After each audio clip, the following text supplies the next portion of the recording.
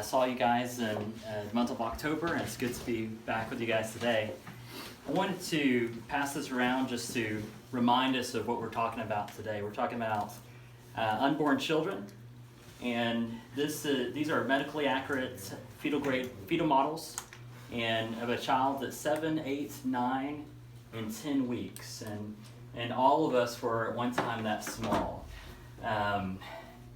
It's really amazing that we were at one time that little.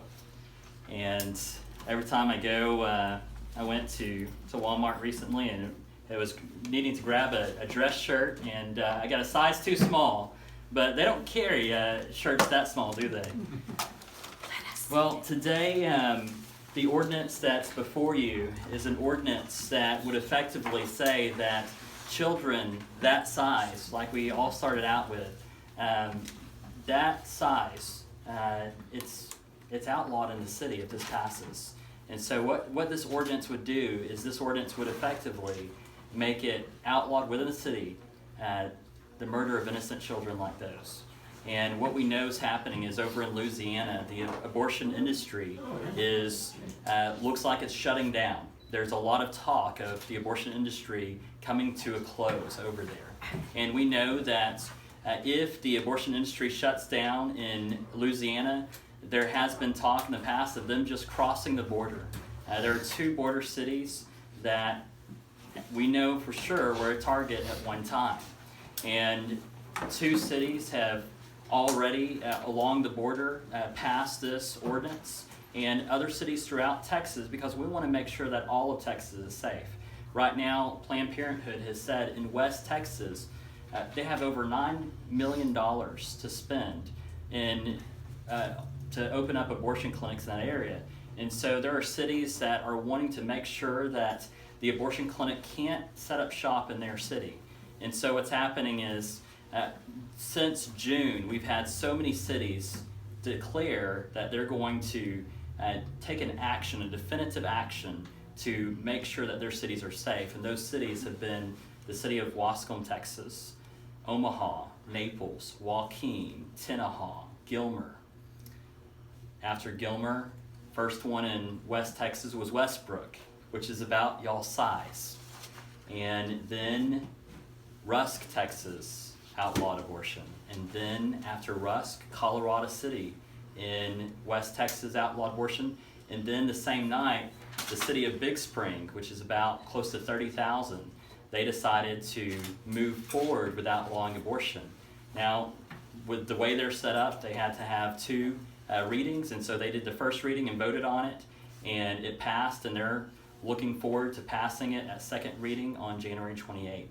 And so we are looking forward to that. There are other cities. We're on the agenda on the 23rd in the city of Abilene, which is a little bit bigger than you guys.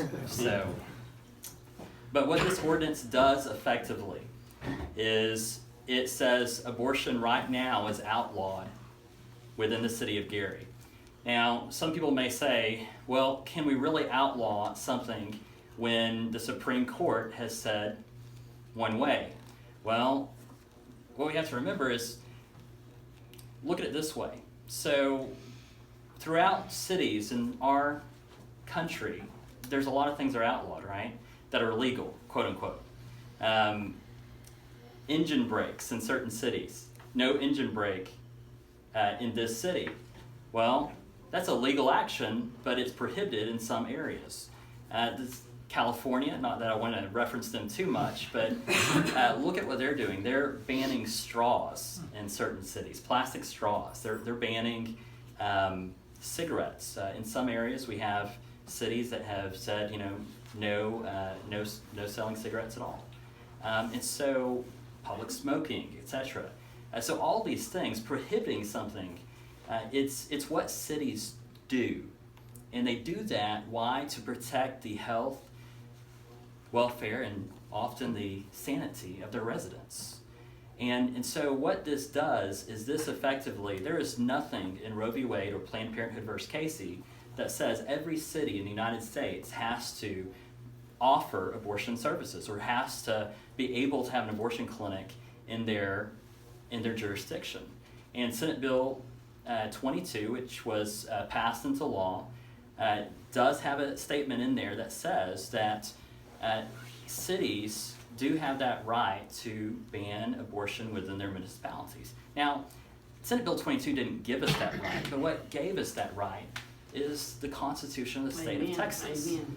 That we have that right. Now, furthermore, on this idea of you can't outlaw something that is legal, well, to go a step further, technically, abortion, according to Texas statutes, abortion still is considered a criminal act.